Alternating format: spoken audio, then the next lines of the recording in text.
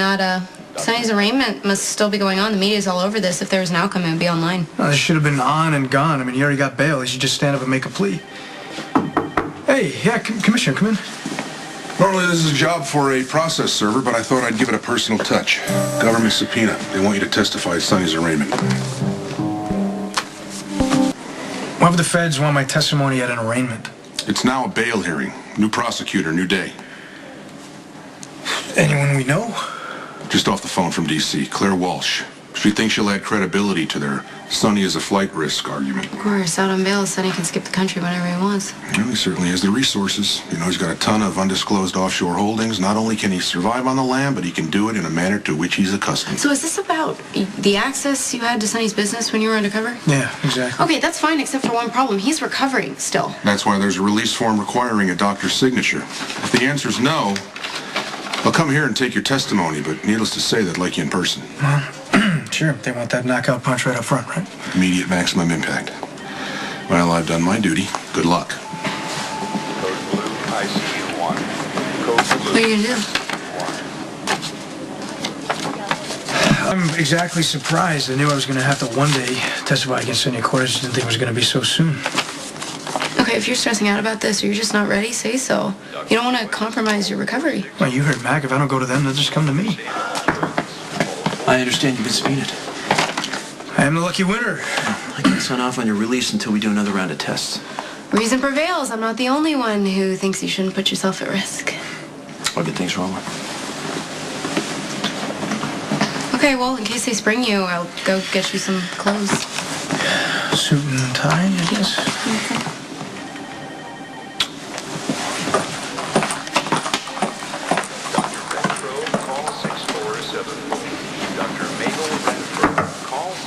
Got a minute? Sure. I'd like to share something with you about your father.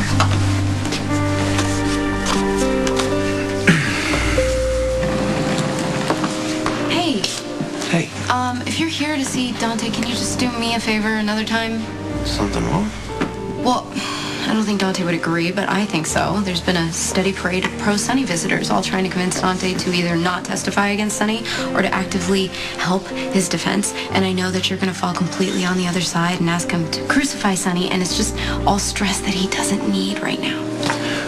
What do you think the odds are that Dante's going to stick to his guns and testify against his own father?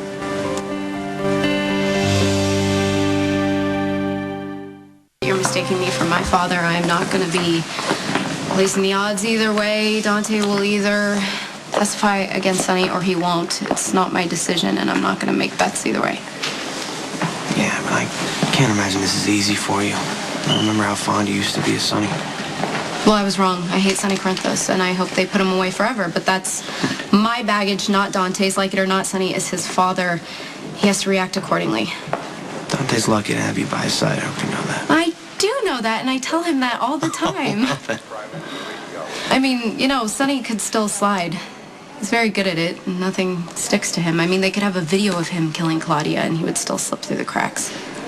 Well, regardless of what happens in court, something tells me Sonny Corinthos is going to get what he's got coming to him real soon. I know this is you because you look almost exactly the same. Who's this guy? That's Stone Cates. Stone. Stone, that was actually his name, yeah. He was my first love. I don't really know where to start. Well, the beginning usually works. Okay, so... Well, before I ever met Stone, he was a street kid. And Sonny found him. I don't really remember what the circumstance was, but he took him in. It's not much of a favor. I mean, have you seen Jason lately? No, it wasn't like that. Sonny was a different guy with Stone. I mean, he was loving and nurturing, and it was really important to Sonny for Stone to have a life, you know, outside in the real world, in the legit world. He didn't want him to be a part of his organization. So how do you figure in all this? Well, I knew Stone's brother, Jagger, was actually his name, too. And after meeting a few times, we couldn't help ourselves, and we fell in love. And we were really happy. Really happy. And then we found out that Stone had AIDS. He had contracted it from an ex-girlfriend.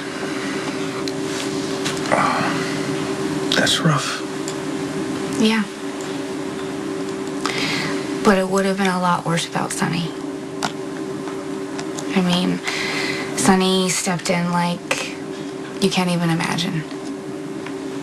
He paid all of Stone's medical bills. I mean, he was there for him through the entire process. Stone died in Sonny's home.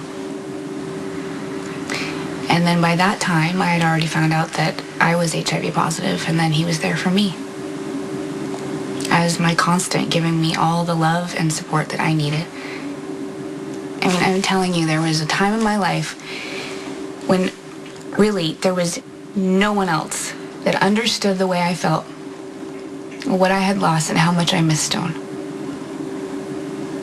I mean, I know to everybody else, Sonny is this like heartless mobster, but to me, he is the most generous and kind person I have ever met.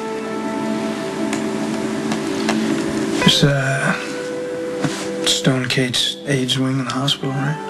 Yeah, funded by Sonny. As a tribute to Stone. Someone that we both loved very much and lost too soon. I mean, now that the AIDS wing is one of the most premier treatment centers in the country, that's who Sonny is.